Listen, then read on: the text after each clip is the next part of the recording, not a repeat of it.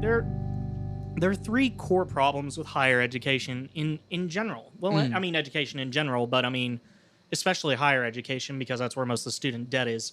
Right. One, not all of it is publicly funded. Roughly about a fifth of college is actually publicly funded. I mean, you think about it. You as a citizen pay taxes. You give up roughly 20 to 30% of your wealth on average. If you're, if you're doing all right. Yeah, and if you're doing extremely all right, you don't pay jack shit. But that's a topic for another time. That's a weird thing too. Yeah, but yeah. But you pay all this money into taxes so that you can have a good infrastructure for your children. That's the whole point of taxes in general. Yeah.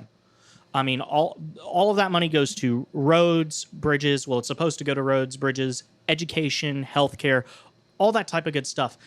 And we still have students that have to pay tuition. Yeah. But also have to pay all the fees, all the books, and everything that goes with that, which I get. I get that college is something that you pay for as well. There are only 3 industries, though, in the United States that have grown over 300% since the mid-1980s. Higher education being number 1. Yep. The healthcare system that we currently have. Hello, Martin Shkreli. And college textbooks. Everything else has relatively stayed within the same amount of growth. Those 3 particular instances, though, have skyrocketed in terms of cost. And there are 3 reasons to that. One, we've placed an overemphasis on a need of students to have college degrees. Yeah. And by college degrees, I mean undergraduate. I saw just an awful, and these go viral every once in a while, but it's like a screenshot of a job listing, and it was like $12 an hour, master's degree preferred. It's like, are you kidding me? Yeah, there's no one within their right mind that's going to take that. Right. And actually, well, I mean, I've felt pretty desperate with my master's degree, and I got scammed by an insurance company. That's still a story for later. I won't tell it on the podcast. But it's kind of one of those things where we've oversaturated the market with people who are qualified to do things that A, there aren't a ton of qualifications for, and B, there isn't nearly as much demand for as what there used to be. Right. And as a result, we've severely neglected in our public school system and in our private school system an emphasis on trade schools, an emphasis on vocational schools like Votex, schools like Francis Tuttle, like Chisholm Trail Technology Center, or whatever the one in South OKC is, North Moore, whatever it's called. Right. One that's stuff that's in West Oklahoma. I mean, that's stuff that we don't think about, but it's stuff that is so critical, especially to infrastructure jobs. Right. Another thing is... And there's so many of those. Exactly. And there's so few jobs that actually require a collegiate degree. I mean, if you want to go and get a higher education, that's something that you should do. That's something that, by all means, go and do that. But go and do about it a smart way. I mean, had I had the chance to do college over again, A, I would have strongly reconsidered whether I wanted to go to college. Yeah. College isn't for everyone. And B, like, it's kind of one of those things where it's just so unnecessary at times. Like, I've gone... This is my 5th year at UCO. Had I had the chance to do it all over again, if I had no choice but to go to college, I would have spent 2 years at OCCC or at Redlands or a community college where I knew that credits were going to be cheaper, and I didn't have the pressure of doing them the way that they are done here. Yeah. And then I would have come here and only done major work. Yeah. Then it would have kept my costs down. Right. Another big cause that people don't seem to think about is that you have to go to some big university to get a college degree, and you don't. Right. Well, education's a big racket. So it's like, oh, are you going to an actual university, whatever that means? Like, should UCO be considered a university? I don't know. I mean, I'm glad it is because it looks a little more impressive on my resume. But that's the point. That's why anyone goes to a university over a college, because it looks better on your resume. Yeah, I mean, but essentially the information that you learn is the same. Yes. I mean, and that's the whole point of transferring credits in, and the whole point of going to get your like associates or undergraduate credits or general credits or whatever they're calling. I don't know. Yeah. But we in essence, we have placed this emphasis again. We've placed this emphasis that everyone has to go to college, and we place this emphasis on everyone has to go to specific colleges. And I think that's created part of a problem. Yeah. And the third and final thing that I'm gonna say, and just kindly close this up a little bit, is that we haven't been smart about it. I mean, obviously, colleges now, especially private colleges and private universities, are for-profit institutions. Yeah. They're there to make money. But for a public school, especially a public school like, say, like the University of Texas or the University of Arkansas or somewhere like that, somewhere where you have to go, where, say, you don't want to stay within Oklahoma and you want to go to another state, tuition automatically rises by 5 times. Yeah. It's a 500% increase just because you're an out-of-state student. Yeah. Which is stupid. Yeah. Like it's a racket. I mean, I'm a person that thinks if you're gonna do a social form of healthcare, social form of education, then you have to start promoting vocational schools in there so that you can then bring the number of students who are trying to attend actual universities down, so that A, they require less funding, and B, we can start filling in those infrastructure jobs, those trade jobs, and start promoting our vocational schools. I mean, vocational schools don't get nearly enough credit for doing what they do, and they do exactly what they do best. They teach people how to do exactly what they want to do in an exact way to do it. Yeah. And if that's what people want to do for the rest of their life, go for it. Yeah. Well, I think and so I'll make some counterpoints, but I agree with you anyways. And it's that, so I'm more just like stating what is the status quo. And so like right now, like I mentioned before we were recording, we have this sort of display model of education. And I don't know if someone did a TED Talk about it, but like we don't go to school to learn the things in our major. We go to school to show that we did the work that we learned. Yeah. And so we're showing that, hey, look, this is an actual accredited thing that shows people that I've done the work necessary. If I wanted to get like, so I'm a philosophy hobbyist, as I've been saying a lot. If I wanted to get a degree in philosophy, well, no, I just don't. I don't want to get a degree in philosophy. I want the information. I don't need to show anyone that I have a degree in philosophy because I don't care. I'm not looking to teach philosophy. Like I like it. That's why I'm interested in it. And so it's like I listen to Philosophize This, a podcast that like goes from the beginning of like philosophical writings and discussions and like goes all the way through history and goes in depth with every single one. Yeah. Philosophize This, great podcast.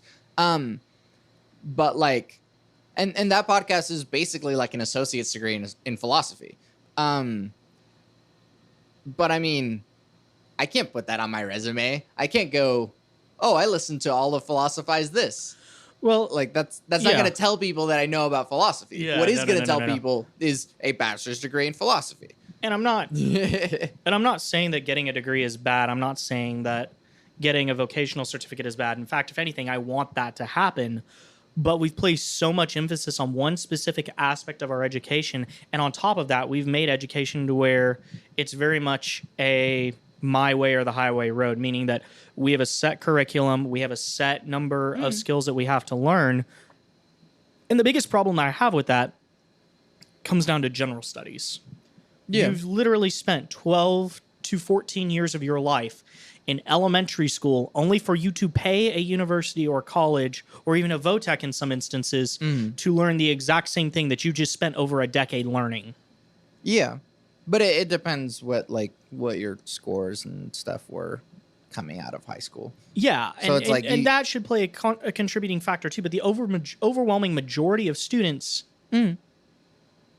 will never see the benefit of that. Sometimes, yes, probably. It's good to take those classes, but for me, humanities was. I've taken humanities 3 different times because honestly, I hate it. It's the dumbest thing. Humanities is supposed to be a study of culture, and it turns into just an overglorified art class. Well, it's an art history class, yeah, basically. I mean, that's not what humanities is supposed to be, A. And B, it's a waste of time for somebody who's studying strategic communications like myself, or someone who's trying to study some form of like forensic science or education. Well, I mean, education, it depends on what type of education, but like someone who is in a science or media degree, you're really going to have them sit through and waste their time in an arts class? Right. It's just A, inefficient, and B, you're gouging students for money at that point. What it is that the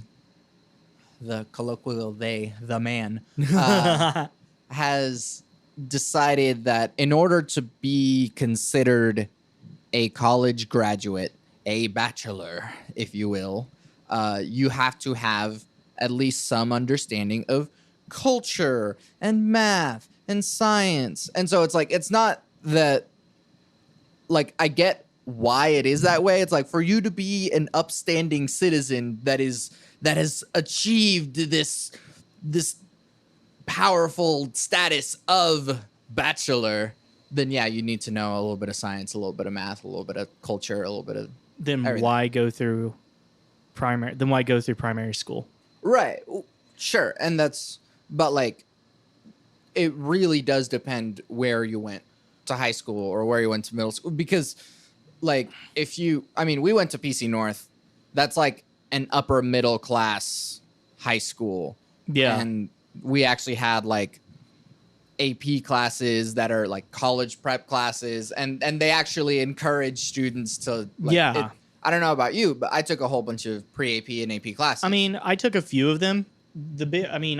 A lot of the time I also stuck within regular classes simply because in a lot of ways, AP classes just don't matter, regardless if you take the test or not. Colleges are going to say, well, we still want you to take this course because it's our college and that's what we want you to do. So regardless of if you've taken the AP course or have taken the AP test, we just aren't going to accept it. That's basically what OCU did for my music theory test. Was because before I was actually decided to go to UCO, I was still open. I was looking at OSU and I was looking at OCU. I went and had my music tryout at OCU, and I made it and everything like that. And then I went to the admissions office because I was like, you know what, I think I'm going to take a look at this. And I told them that I'd taken the AP music theory test and that I had passed it and I had all the credentials, and they said, yeah, we don't care. It wasn't exactly like that, but it be like that. Yeah.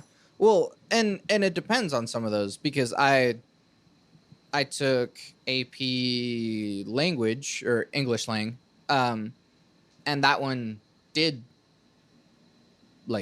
count. Also took AP European history, and that took care of like 2 classes at once. Yeah. So like I did save like, I don't know, like 8 hours of class. It's very hit or miss, and it's very unreliable. Right. I took AP government, and I managed to get through AP government, and I passed the class. Sure. I passed the test. But like at the same time, it's just kind of one of those things where you sit back and you look and you're like, wow, why did I have to do this? And then when you're forced to take it in college again, you're like, wow, I wasted $200 on a test that basically ended up being worthless to me. Well, it was like $50, but well, it just depends on some of the costs of the tests. Right. But I don't believe if you're in a public school, you should pay for a test. Right. But that's me. Anyways, yes. But anyways, assuming that, but that's the thing is like, all right, so $50 to a upper middle class family, it's like, all right, sure, like Well, rich father sneezes that. But I think we're using the term upper middle class very loosely at this point. for The school is technically upper middle class. We definitely are not upper middle class over you, here. you and me aren't no, but like I'm saying the school. So Yeah. I'm speaking for the proverbial PC North like ideal student, which is like their parents are doctors or real estate agents or whatever, and like sure, I'll sneeze out a few $100 for you to get some college courses, but like Yeah. so. But if you went to middle school in like Western Heights or something, then yeah, your stuff isn't going to be like they weren't preparing people for that stuff there. Or even if they had those AP classes, like you hand like, oh hey, I should take this test, it'll save me money in college. It's like, well, one, we're not sure if you are going to college because we can't afford that, but also like it's hard enough for us to like throw down $50 this week because like we're taking care of other stuff. And that was hard for me. That's why I didn't take the second AP test, AP Lit, because like I didn't want to ask my parents for the money to take that test because I am poor. So I know the feeling. yeah, and so like that different schools in different areas are going to prepare their students differently. And if you go to school in a like middle city or inner city like poor community, then that school isn't going to place a whole lot of value in like, oh, you should prepare for college. They're going to be like, look, you're going to be a janitor anyways, so like don't worry about it. It's just the way that we model college, the way that we model education is just so wrong. I mean, and we don't understand how wrong it is to a certain extent. I mean, we've grown up with the way that we've done education, the way that we've educated our kids for so long now that we don't even see the flaws in our education system until we've already been through it. And then when we try and go and do something, it gets shot down as like some sort of big, massive liberal socialist agenda. And that's not the case at all. We're just saying, hey, we need a safety net. We need to change the way that we're doing things because it is not doing us any justice. Yeah. And it's costing us more. Right. It just the lengths that people go to live to a stupid ideology are just beyond me. Right. And again, I'm just enjoying being the opposite side, even though I agree with you. There is still the people that decided to do stupid majors. Yep. And you know what? You decided to like go hundreds of thousands of dollars in debt to study tuba performance. We'll use that to one. study tuba performance. When no offense, tuba people, but complete offense, tuba people. No, complete offense, performance people. Unless you are practicing literally 8 hours a day, why are you in a performance degree? Do a performance degree. Like, it's just one of those things where you're sitting there and you're like, oh, hey, I'm a performance major. And you're like, oh, hey, guess what? You can't do anything with that other than, like, teach people how to perform. I mean, that's essentially it. And even then, you're going to have to take extra classes to be an educator. And it's just like... Well, not even that. You have to assume that you're going to continue on to your master's and then your doctorate, but you also have to still be practicing 6 to 8 hours every day. You have to audition all the time. If you make it into a symphony, you do have to be like working that hard, but it's also the fact that like you're not the only one that's working this hard towards being a performer, and so everyone is gunning for that job. So you have to be the best of the best of the best. So unless you are determined to be the best of the best of the best, don't get a performance degree. It's the equivalent.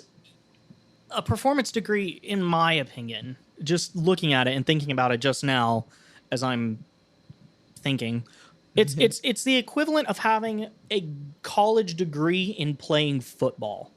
Like, that's exactly what it is. I mean, yeah, cool. You can play football. You can play on a team. Pardon my language, but big fucking deal. Like, Yeah, yeah. it makes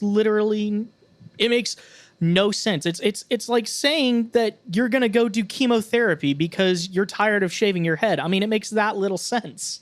Well, I mean, you're also just gonna like Sorry, chemo people. fuck your skull up by playing football. So I think we mentioned this last time. Yeah. Nobody should be playing football anyways.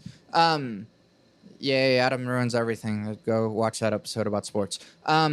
Well, actually, there was a whole episode about football. So go watch that and then have football be ruined. But other than that, like, yeah, there's some things that you shouldn't get a degree for. I think that if you want to be and there's some really good teachers and really good like majors that you can be taking, but you don't actually need the degree for. It's like, I want to be a writer. I'm going to be an English major. It's like, cool. You will get all of the like great information to be a good writer if you are like an English major, but also you don't need the degree to say that your writing is good, because if you just read all the things that you would have done in those classes in that major, talk to all the people and ask for that wisdom, then you will get all of that information, and you don't need the degree for it because it'll show if you write a book.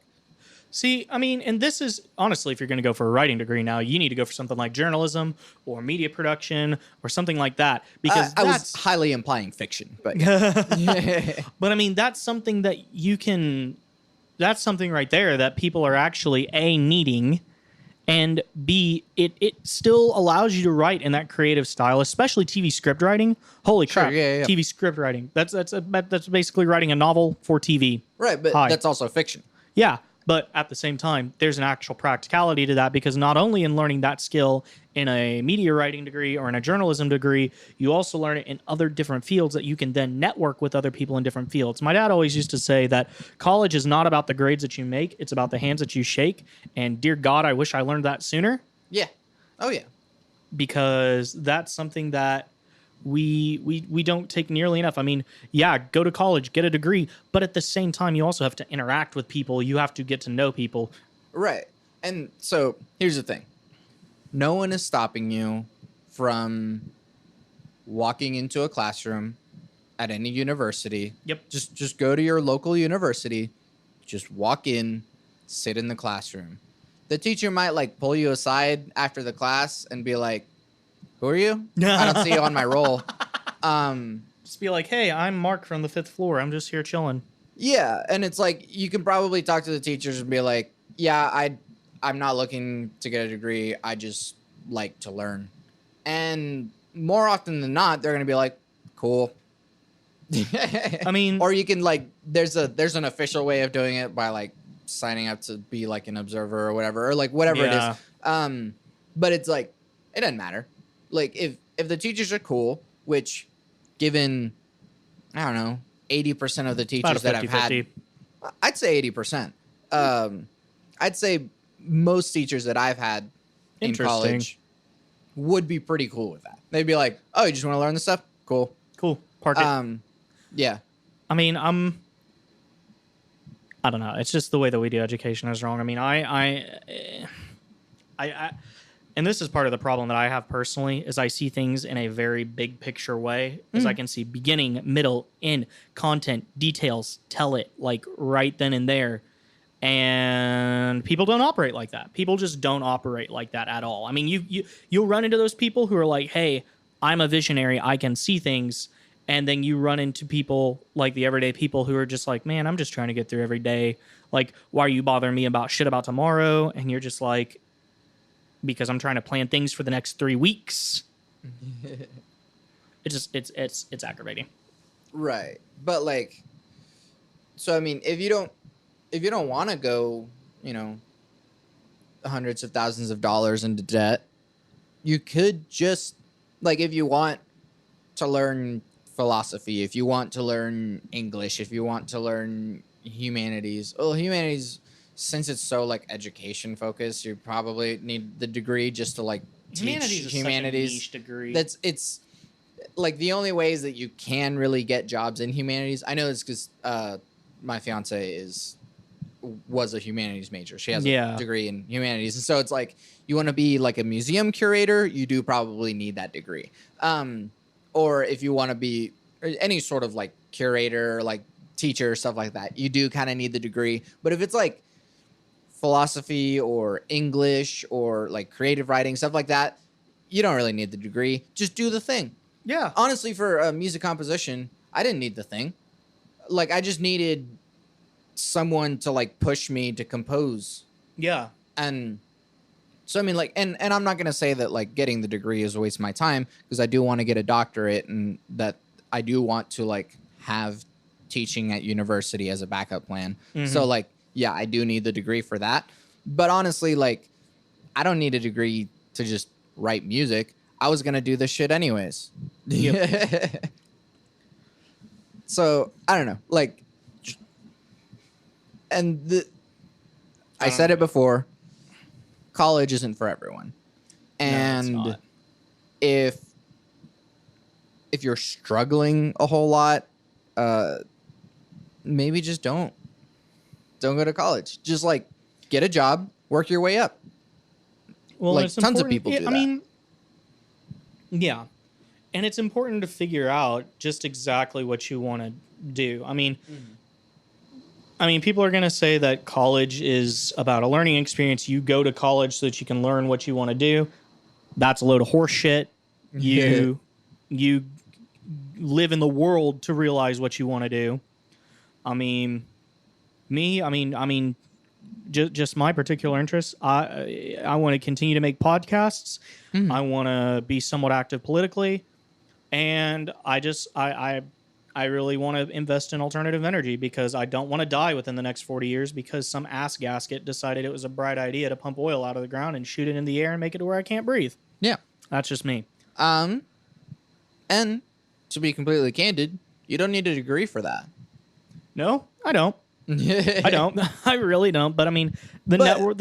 It does help. Yeah, the networking does help. The network. I'm in college because of the networking. A. Yeah. And B, because I would have never met the people that I would have met had I not gone. Yeah. And I would have never talked to the professors that I have spoken to and who I've gotten to know very, very well. And I would have never been pushed to think in such a radical way. I would have just stuck to the same way of thinking that we've been so used to. I mean, that's why I'm such a big proponent of the esports program here. I mean, the esports program is something that, for the most part, no one else is doing in the state. We're going to be the first university to have a degree in video games, people. And by video games, I mean like video games and media and how you like report. It's like sports video games. It's like sports reporting, but it's esports reporting. You know what I mean, right? But that's the thing. It's like it's cool, but also the industry came about in an organic way. They're like, yes, obviously Ninja didn't decide to go to school for streaming Fortnite. He just streams Fortnite. And that's something about creative content that people don't understand, is that when you're creating content, you're not doing it because it's a job. And you're doing it because you actually like doing it. That's something that big people don't understand. That's something that publishers in the video game world understand, is that you don't put a set timetable on this, because it's not. I mean, you can, and it can work out very well. But I mean, I'm just going to use Rockstar as an example. Rockstar, for those of you who don't know, makes the Grand Theft Auto games. They've made the Red Dead Redemption games. And they've dabbled in production of some stuff, and they mainly produce their own games, if I'm correct. What about those energy drinks? I'm kidding. They don't. That's a different company. Go ahead. But when you're looking at it versus something like Activision or EA, it takes 5 or 6 years for Rockstar to introduce a new game. Yeah. I mean, GTA 5 came out when? 2010, 2011, something like that? Something like that. And we just got Red Dead Redemption 2 8 years later. No, not quite 8, 7 years, something like that. 8 or 7, can't remember. It's one of those things. It's like when you're paying attention to detail and when you're building something so incredibly vast and so incredibly breathtaking story-wise and visually. I mean, the game looks incredible. Yeah. But story-wise, the game is one of the best stories that I've ever played. Mm-hmm. And especially from someone who also plays a ton of Call of Duty, who plays a ton of Battlefield, who plays Battlefront 2 religiously, despite the shitstorm that happened on its launch. It's one of those things that you can definitely tell the differences when people, A, take their time to produce quality content, and B, apply to a business timetable simply because a publisher is telling them to do so. Counterpoint. One, well, a few counterpoints. One, Rockstar has infinite money. Yeah. For all intents and purposes, they have infinite money. Yeah. They GTA 5 is like, I think it's like the highest selling piece of media ever. Yeah. So it's like, it's the biggest. Take that, the Bible. Like, it's well, I mean, to be fair, in digital media it does. I don't know how it translates into paper, but when you're looking at that type of thing, and when you're looking at details, and when you're looking at quality, I mean, GTA 5 had to come from somewhere. It had to start somewhere. I mean, as much as I hate to say this about like games like Call of Duty and games like Battlefield, it's just the same damn game recycled. Right. But different with slightly different features and the same story. Right. But that first point is just to say they have infinite money. Yeah. They managed to sell the most possible. It's still like selling higher on NPD charts than like games that are coming out this year. Yeah, I mean, it's like, hey, here's a Super Mario Maker. That's a best-selling game, and also on that list is GTA 5 still. Yeah, I mean, GTA 5 is going to be up there for forever. Yes, nothing's going to take it down. Not even Overwatch. But like, how did it? And it's just like, yeah, they've got infinite money, but how did they get that infinite money? Because they took the time to build something that A, people wanted, and people knew that they could build a game that was going to be good. And B, they took the time to invest and let the team just do their thing. Right. And that's what made it the game that it is now. Counterpoint 2, those people were working 80-hour work weeks. They were hell overworked. There were there's no video game union. So, there's no one to defend the workers' rights in the video games industry. And again, yeah, go ahead. Sorry. Sure, they made these extremely detailed and polished games, but it's also because they were overworked pretty much to death. I mean, that's something that's come out under Activision Blizzard about Overwatch, just the pressure on Overwatch, the pressure on Fortnite developers. I mean, I can't imagine that. I mean, and also, look at the pressure on... I would take a look at Activision in general, but also take a look at EA. Take a look at all these big titles. They're like, okay, we're making a business out of this. You're here to make us money. Right. And I don't like bashing the video game industry. I love the video game industry. But at the same time, it's also in its startup, and you have to start taking a look at that stuff objectively. Unionize. Please do. Dear God. Well, why do people hate unions? Because... So in the same way that earlier you were bashing education makes the universities make us take all these gen ed classes that I don't really care about because they don't specifically pertain to me. In that same way, unions tend to set boundaries that are way across the board to cover all the bases. But if you're for example, I guess in the film industry, because they do have unions because they've been around for freaking ever now. It's like, hey, we have rules about how much screen time and filming time a baby can have. So, and it's like, why? That is so specific. It's like, yeah, because we've dealt with the situation because of the Wizard of Oz. If you ever wonder why the film industry is the way that it is, just look at the making of the Wizard of Oz, and you're just going to be like, dear God, now I know why there's unions. Yeah, and the dog was played. That's something that I. This isn't something that's funny. It's just something that's just so laughable now. If you've ever seen or read the making of the Wizard of Oz or something like that, do so. I mean, there is some crazy shit that happened making the movie The Wizard of Oz. To get basically to get the Wicked Witch of the West green. I mean, they obviously painted her, but the paint at the time contained lead-based oils. Oh, it dyed the actress's skin green for a year. Cool. The Tin Man was allergic to the paint that he wore, and the suit was incredibly hot. The lions, the Cowardly Lion, his suit was made of real lion fur. That's fucked up. They yes, but they filmed in Hollywood in the heat. Yeah. You like every night, like the book even. I mean, there's a book on it now, but like, right. They had to hire people to dry out the suit because it would get so soaked in sweat. Right. The dog that played Toto got paid more than the workers who played the Munchkins. Yeah, but I mean, it was like like the 40s, 30s. Even still, but I mean, it just goes to show how young multimedia industries, and it shows the progress that we've made. Might have been 50s actually. Never mind. No, it was before Gone with the Wind. 40s. Yeah, late 30s, early 40s, something like that. But it goes to show the progress that we've made specifically in that industry and how we can use that industry's model to help build a new industry and build it better. Right.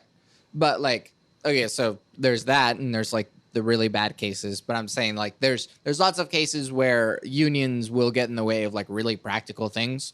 But it's because of other instances that have caused the need for that rule. But like if you're this lowly filmmaker or something, you're just trying to do a film, and it's like, oh, the union won't let you do this, and it's like, I'm not trying to be an asshole, I'm just trying to like do this thing, and the union's like, no, you can't do that, and it's like, that's why people don't like unions, because the unions try and uphold the rules like all the way across the board, which makes sense, but it's like, all right, this is a little annoying, and so the capitalists have taken that sentiment and just driven it to an extreme to where you're just supposed to not like unions now and not know why. Well, it's this whole concept of like free enterprise, and somehow we're gonna build. I know I totally asked like, why do people hate unions? But I mean, now that I'm thinking about it, it's kind of obvious. I mean, it's just one of those things where it's like, not only is that the mentality, because I totally agree with you on that. It's this sense of, oh well, we want free enterprise, and free enterprise translates to us as unregulated business. Yes. That we should just be able to do whatever we want, whenever we want it. Everyone else can just sit back and deal with it. Right. And that's not the case. I mean, the whole point... And that's why there are nets outside of the Apple like sweatshops, because the conditions are so bad that the employees are hurling themselves out of the building to try and kill themselves. That's... I mean, you talk about famous instances in New York. I mean, that's an instance that's happened in United States history where an employer who blocked off the fire exits with more working desks so that he can have people work in there. Fire broke out, happened. And all those people died. I mean, they burnt to death, and there were people who were jumping out of the windows trying to save themselves from the flames. And it's just like, that's why that's why the union exists. And that's why the fire marshal's like, no, you can't have stuff in front of the fire exit. It's like, but we never use that. But you will. Eventually, something will happen. It's well, I mean, it also goes into... I lost my train of thought. Train, come back to me. I mean, that's the whole point of government in general. Government isn't there to control the people. And that's something that people don't understand, is that government's not there to control the people, and at the same time, it's not there to be a business. Government is a massive social program. Government is essentially... I mean, it's essentially a social program, and I don't know how else to describe that. I mean, you are born into the society, and... Insert Joker memes. Yeah. Continue, sorry. All I have are negative thoughts. But... you were born into the society under a set preconceived notion and rules that were built by a society before you. And we still honor those rules. We still honor those laws. However, those laws have to change, and those laws have to adapt so that it can be so that it can be prepared for the modern society, and so that it can also keep people safe, and that so it can keep the society from destroying itself. I mean, that's how Rome fell. That's how Nazi Germany became strong. I mean, I hate drawing that comparison, but when you look at the first 2 years of Adolf Hitler, and when you look at the first 2 years of dictatorships, and basically any dictator is what I'm getting. If you look at the first 2 years, it didn't just happen overnight. No. And this is why people are drawing that same sense today, especially in America. Yes. And especially in America now. I'm not going to use the T word because I know people are going to be like, the president. That guy. It's that you're starting to see a lot of these same similarities happening. You're starting to see, especially on the campaign trail, this big push for economic and infrastructure development, this big push for a big, strong military. We're going to make ourselves strong or great again, or whatever we're calling it. Something like that. Mm-hmm. And at the same time, we're also feeding this sense of like national pride that you should be proud to be this. You are a traitor if you are not proud to be this. Yeah. And then the media becomes an enemy, and then you manipulate what the media does with propaganda, and you sway, populism to benefit you as a dictator. This is what got Nazi Germany, and it's what got the Soviet Union at the same time. Is it's just you have literally decades of time where the society has just been neglected because we've lived to this hierarchy and to this this specific set of rules that applied to the previous society or the previous generation, and that previous generation just refuses to let go, and it refuses to allow for things to change, and it refuses to adapt.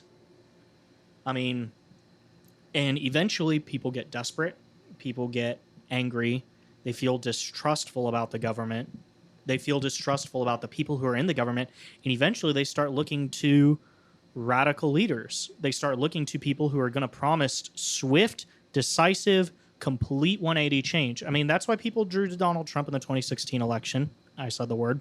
That's why people are drawing to candidates like Bernie Sanders and Elizabeth Warren. Yeah. And are slowly but surely turning away from centrists like Joe Biden and from people like myself, honestly. Which I think is kind of... Fuck Joe Biden. Continue. hey! Lay off, okay? I'm a Joe Biden supporter to some extent. Like, fuck Joe Biden. I get the sentiment behind that. I do. And there's some very questionable things on that act, on his person as well. And I'm not going to defend Joe Biden. Joe Biden can defend himself on that. No, he can't, because he's doing a really bad job at it. He's probably going to get the nomination. So, and then Donald Trump will get another term. No, he won't. If Joe Biden is the nominee, we are going to Donald Trump 100% have a Democratic president. I know that you're looking at that from the party and from your point of view, but at the same time, you like having a centrist really completely throws the Republican base into shambles because they live to an ideology. Right. But that's the thing. Joe Biden is not the right centrist. I agree to a certain extent. At the end of the day, I'm going to support whoever's on the Democratic ticket. Have I mentioned Andrew Yang 12 times yet? Because I should. Yeah, you have. All right. Well, I agree with some of his stuff, but at the same time, some of it's just like, it's an interesting way to approach it, but it's also the wrong way to approach it. Elaborate. Like universal base income. There should be, And I know that that's one of the big selling points of his campaign, and I understand that's like, oh, well, if we're going to meet the rising costs of this, then we need to have universal base income. That's what we ought to do with our tax money. That's not what we need to do with our tax money, first off. We need to be taking that tax money and investing in social services and investing in things that are going to make the society, A, better, and B, bring costs down. Because think about it. What do social services do? healthcare, education, infrastructure. Those are the big three. Okay. Now there are other things that are included in that, including the realm of Disability and disability, immigration, retirement. women's healthcare, retirement. Mhm. But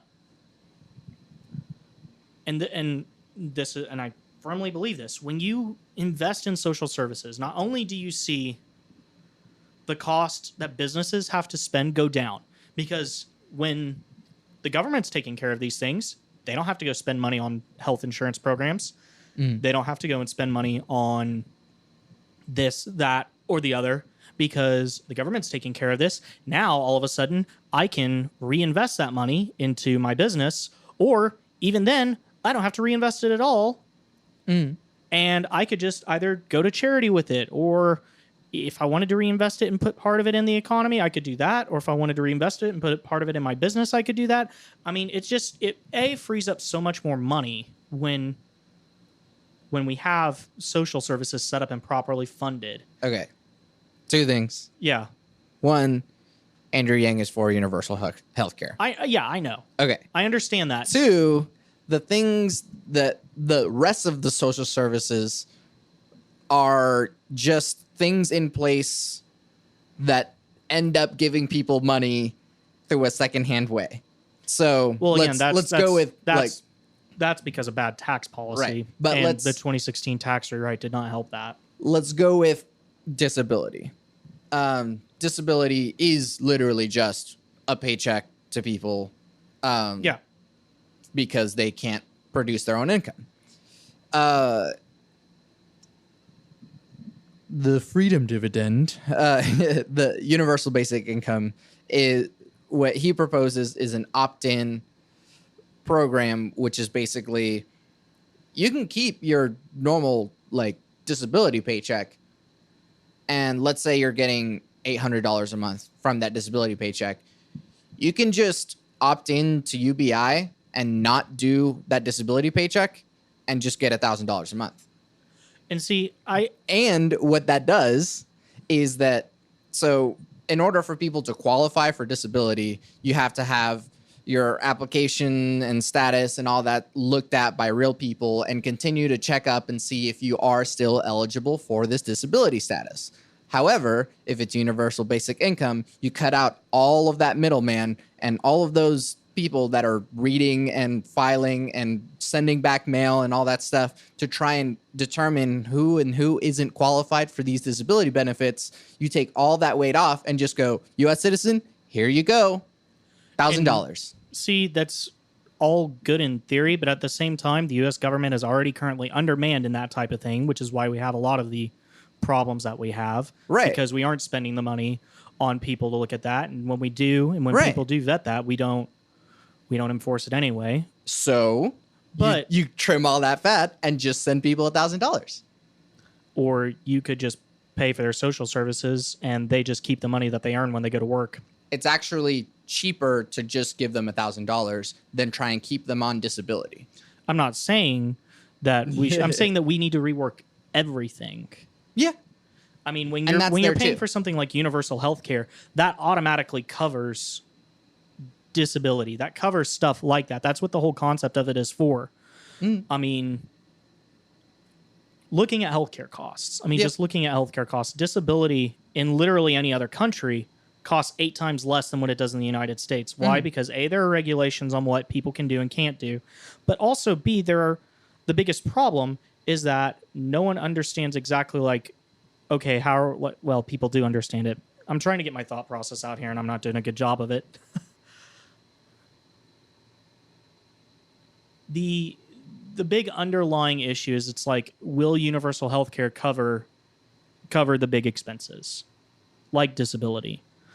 And that's kind of one of those things that if you have universal healthcare, then you don't have to worry about having to get a universal paycheck or anything like that, or disability check, because guess what? You're already covered under the insurance program that's under the federal government. ¿Por qué no los dos? I don't speak Spanish, bro. Why not both?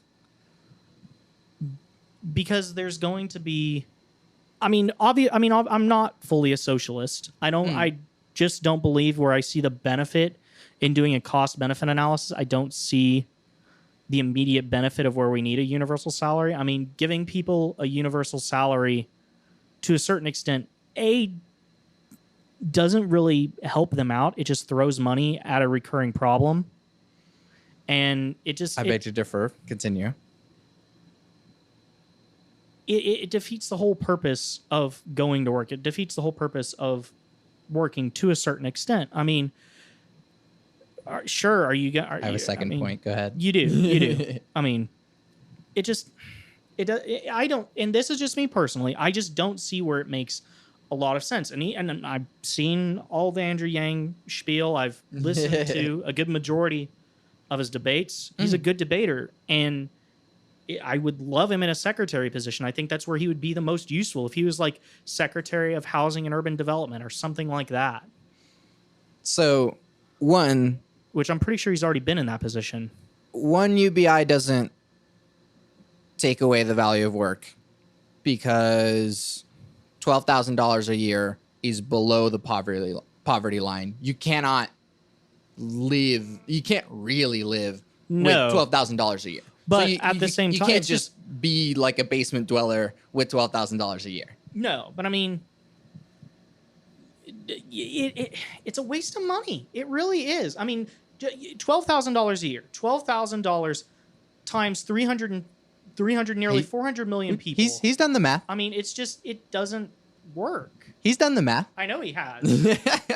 But I mean, at the end of the day, that it's $3.6 trillion that, had we just invested in a healthcare program, or had we just invested in a proper education program, which, by the way, only costs $890 billion to send every person to college free and clear.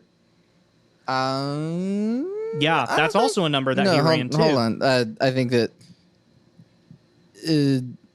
not everyone needs to go to college. Well, no, not everyone needs to go to college. But if we were to take the number that is there right now, the current cost of what it sends to send every person to every child to college that is going to college currently, we could cover it for roughly $900 billion. Right. No, that's fine. But I'm just saying, not everyone needs to go to college. I think that the focus on public education is, which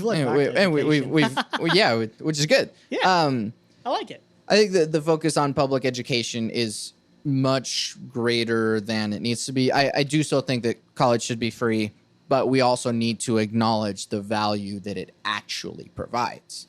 Exactly. I mean, it's one of those things where it's all well and good to say that we're going to throw money at a situation.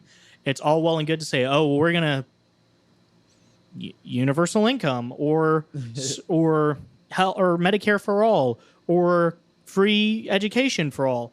What exactly are we getting from the benefit of that? And that's just kind of one of those things that I just don't see. Okay, it's one of those things. It's like how we do it is just as important as what we are doing. I mean, it's definitely. Yeah, it's one of those things where I'm trying to say it and I just lost it again. Hi, I'm William, and this is my TED Talk. It's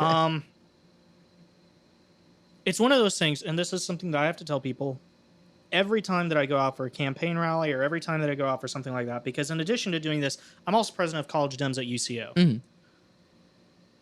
You're not aiming for... come to one of your meetings and just be a Yang troll. Well, I mean, we don't really talk about issues because that's not our job. Mm. We talk about building and investing in rather than like talking about issues, because people are beat over the head with issues enough as it is. I'm still going to do it though. I'm not, but it would be fun. It's not overly large government, but it's affordable, right government for the right instance. Mm-hmm. Yeah. I mean, when you look at policy and when you're looking at plans, it takes roughly 2 or 4 years for that type of stuff to implement. Mm-hmm. I mean, that's why it took so long for the New Deal effects to kick into place when the New Deal was passed. Right. Was because it was literally passing policy and trying to figure out what worked. And if it didn't work, it got cut and something else was put in its place that worked better. Yeah.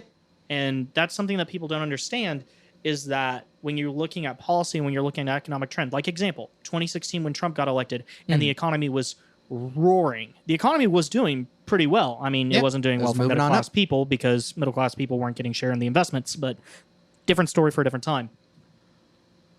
in terms of the numbers, the economy was doing well. That wasn't because Donald Trump sat down and said, okay, we're going to do this, and this. That's because Barack Obama beforehand had already said, we're going to do this, and this 2 to 4 years earlier. So it's just kind of one of those things where it's like, honestly, there are too many candidates. Yes. There are too many candidates, and there aren't enough of them that have policies, that have interesting theories, and have interesting, and have, again, run numbers, and have said, you know what, this is a cool idea. This is something that we can do. It's just one of those things. I don't think it's going to turn out as we all expect it in execution, and why I would rather just have the benefit of a universal social service rather than a universal income.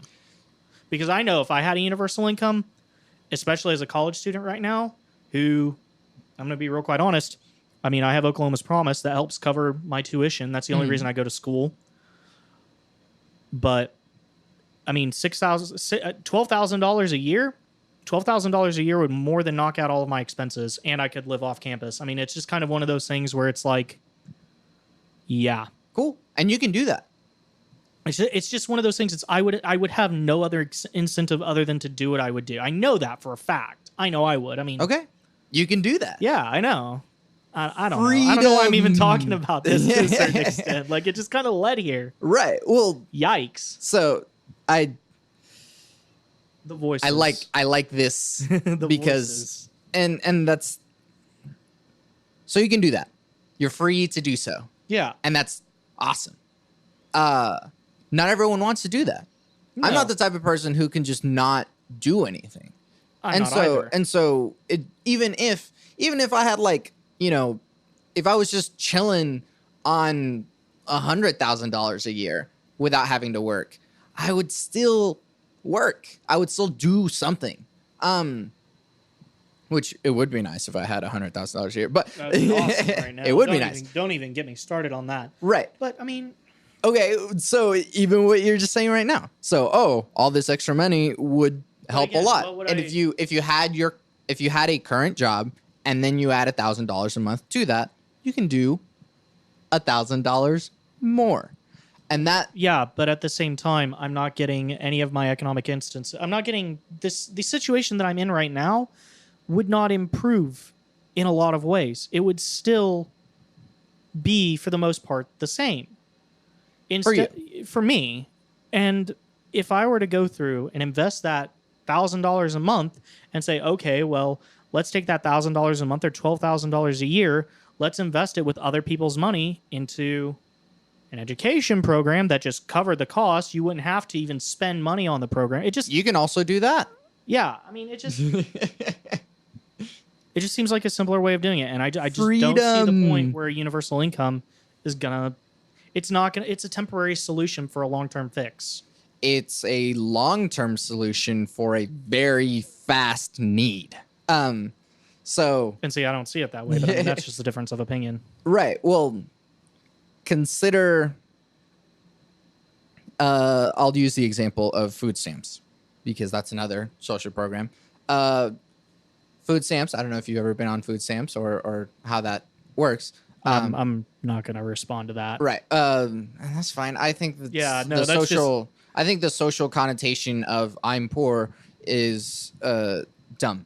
I've been poor. I'm not going to deny it. It's just one of those things where it's like, I honestly don't know if I have or not. Right. In certain instances. Because I know that I'm pretty sure that certain sides of my family haven't, because my family's divorced.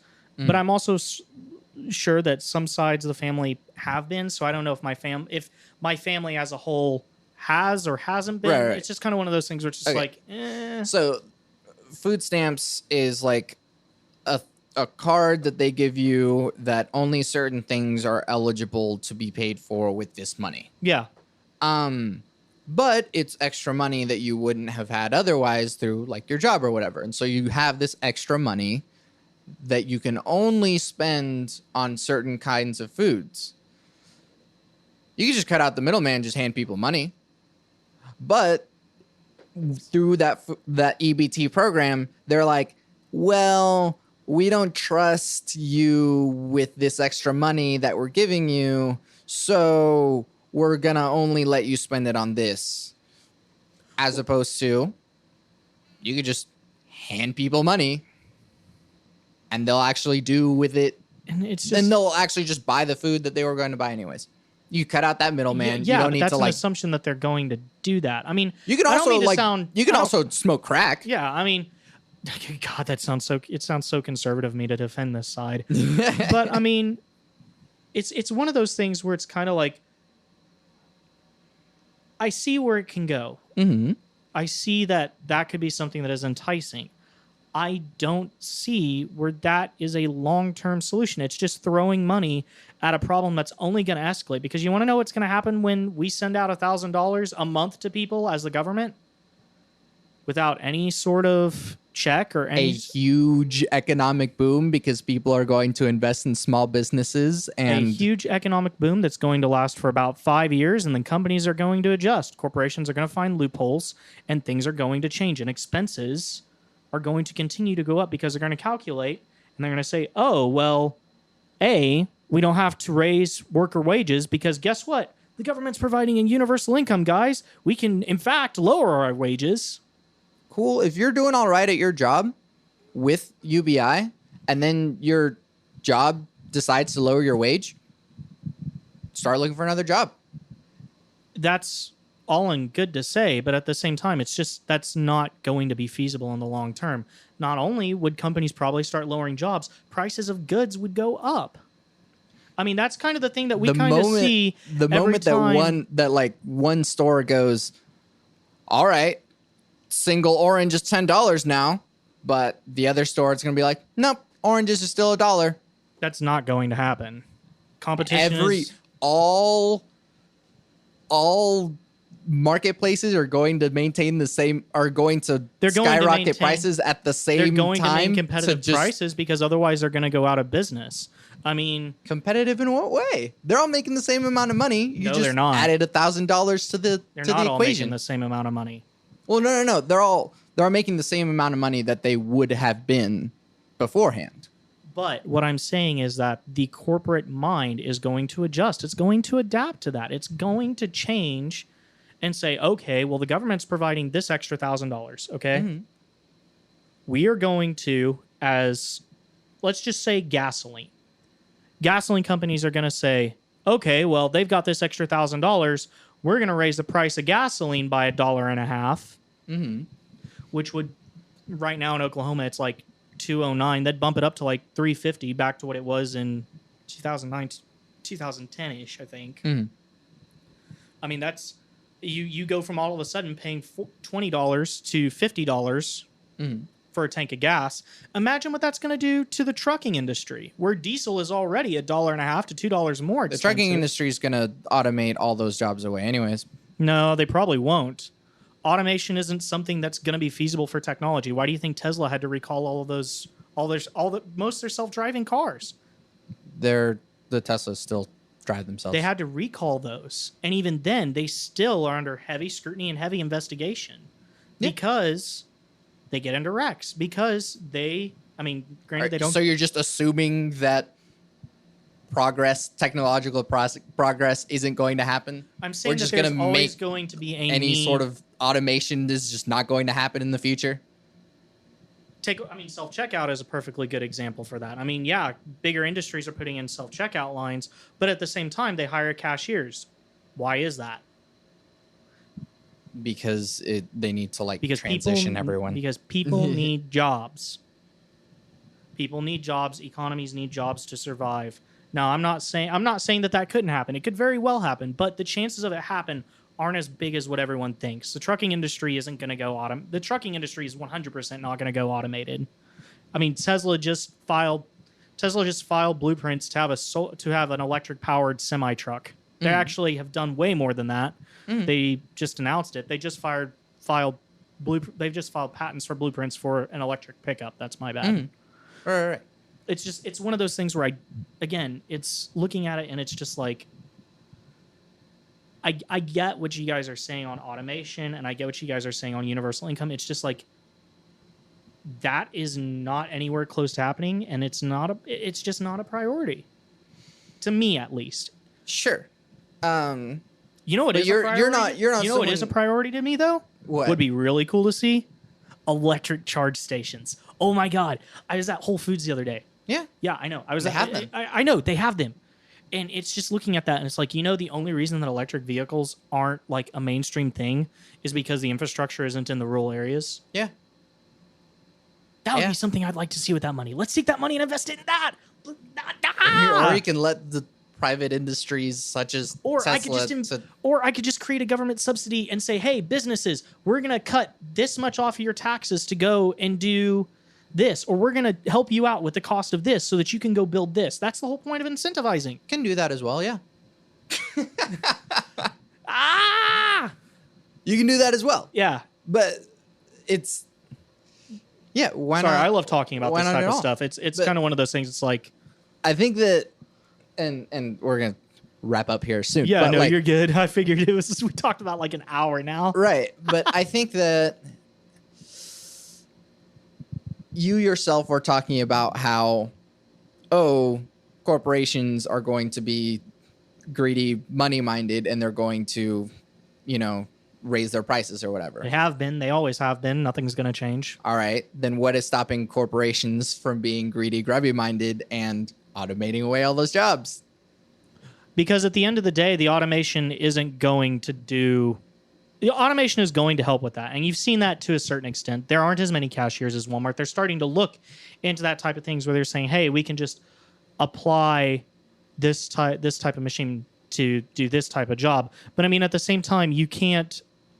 Robot technology or artificial intelligence or whatever we're calling it, self-driving, whatever. I mean, it's the same reason why we don't have teleporters and float and hover cars and Sure.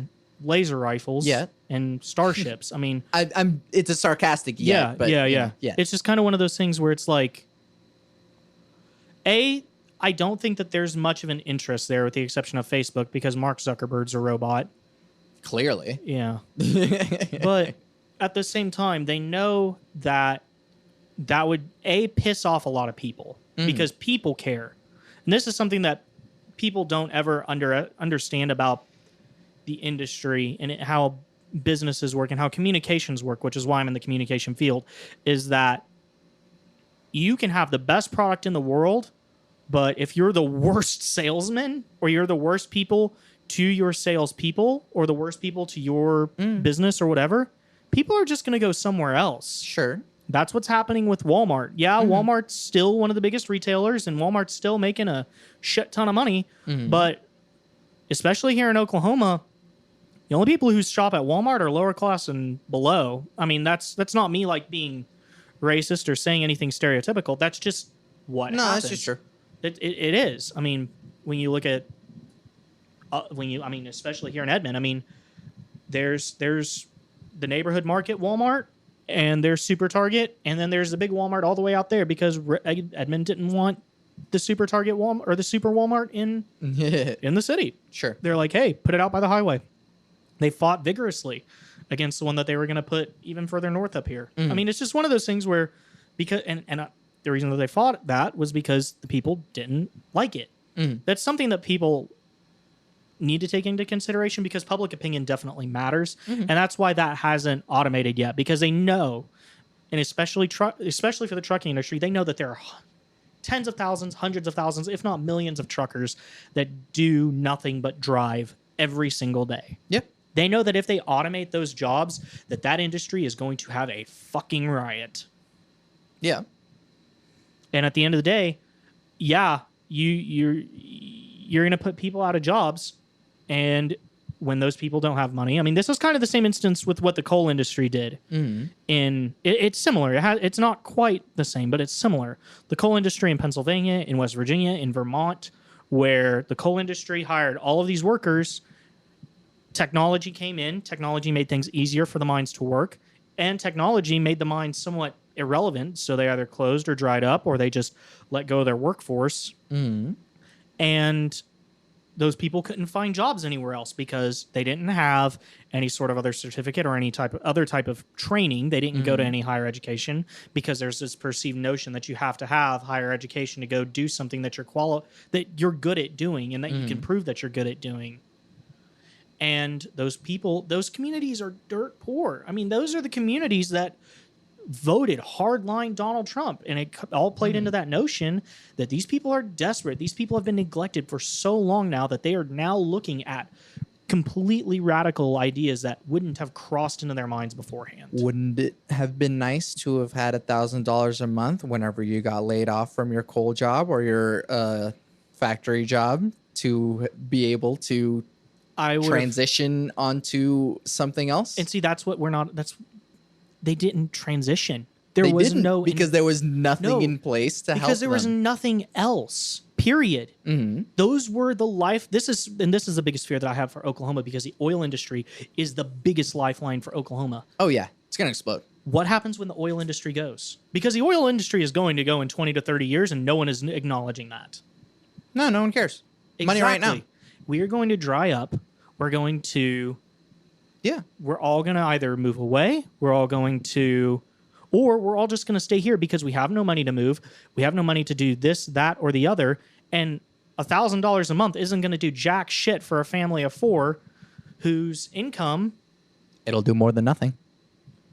Saying it'll be more than nothing is like saying a breadcrumb is more than nothing to a homeless person, or saying that a cardboard box is better than nothing. That's not a long-term solution. I disagree with the analogy there, but it's whatever, man. I know you. We probably need to wrap this up. We've been going. I feel like you've been making my point in some of your points, anyways. So I feel like you've been making my point in some of yours. Hey, and there's no reason why they can't coexist. Right, and that's why this is a fun conversation. Exactly. Exactly. I don't even know if you heard me on that. Yeah. In all of our disagreements here, we're like, yeah, but this, and then we're like slowly shaping. We're doing what politicians should do. Yeah, we're going through this conversation. We're slowly shaping a little bit closer as to what might work, what might not work, and we're conversation. Yep, that's the point. And I don't hate you or anything. Yeah, no, absolutely not. This is fun. This is great. This is uncomfortability is something that makes you grow and it makes you learn. And hell yeah. I mean, and I'm probably going to go home and do more Andrew Yang reading because hell yeah. I mean, it's just something to read, and it's something that genuinely makes me curious. Right. So I'm not going to do any Joe Biden reading. That's Fuck just that, man. Rude. I'm just being real honest with you. Joe Biden is just not great. Neither is Kamala Harris. Sorry. I don't like Kamala Harris either. I'm not a big Kamala Harris person. Tulsi Gabbard, pretty good. Pretty cool. She's Pete Buttigieg, pretty good. Andrew Yang Light is basically, I think people that support Pete Buttigieg think mayonnaise is spicy. So I do think mayonnaise is spicy at times. I don't like mayonnaise. That is just implying that is very bland taste. Sorry, I'm totally playing for your mind. Anyways, yeah. Anyways, this is good. Have more of these discussions, not just you and I, but everyone with everyone. Yeah, because this is how we determine how to think for ourselves. Exactly. Thank you. Yeah. Oh my God. Plug your shit. If you guys don't know who I am, I mean, I'm pretty sure he's going to do something. My name is William Pope. I'm not going to edit anything. Oh, well, there you go. Yikes. Help. My name is William Pope. I am a content creator. I am local here in Oklahoma City. I'm the president of College Democrats at UCO. I manage a podcast called Open Broadcast that specializes in communication and specializes in how we communicate through social media and through the modern world, and how we've kind of lost that. Yeah. And how conversations like the one that we're having right now really plays into the modern world, and it teaches people how to like each other again. And it teaches people how to respect each other again, because uncomfortability makes you grow. Sweet. Yeah. And I was on that podcast, so give it a check out. Episode comes out here in the next couple of weeks. Sweet. Boys. Yeah. Although depending on when this episode comes out, they might like run into listen to them both. Just check out them both. Open Broadcast. It's great. Check out Bit Depth. I'm pretty sure it's also great. Well, thank you. See. Will, thank you for doing this with me. Yeah, absolutely. Anytime, man. I'm Santiago Ramones. I'm William Pope. You can find everything that I do on my website, santiagoramones.com. I make music. Go to santiagoramones.com/podcast/machinations. Look at and listen to all of the work that I put into my master's recital. There's some cool stuff in there. Machinations is like Black Mirror, but with music, exploring ideas and technology and the future through music and lyrics. It's a lot of cool stuff, and I'm very happy with it. You can also find this podcast on all of the things, leave reviews, comments. You can now support the podcast through anchor.fm/Santiago Ramones, and you can subscribe and give $1 a month if you want, because it's hard enough to like try and schedule these things and make these things happen. So you're right there. or having an audio interface with one dead preamp.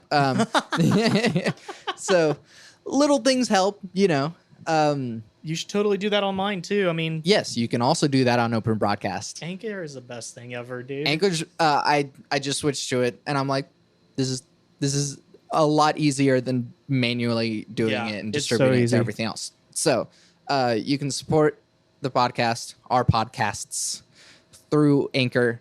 Do it, boys. And it'll make sure that I continue to have the motivation to keep your ear entertainment going. Yes. I always have my podcast with my 3 things. They shape my life philosophy. Those 3 things are: love never fails, it's going to be okay, I might be wrong.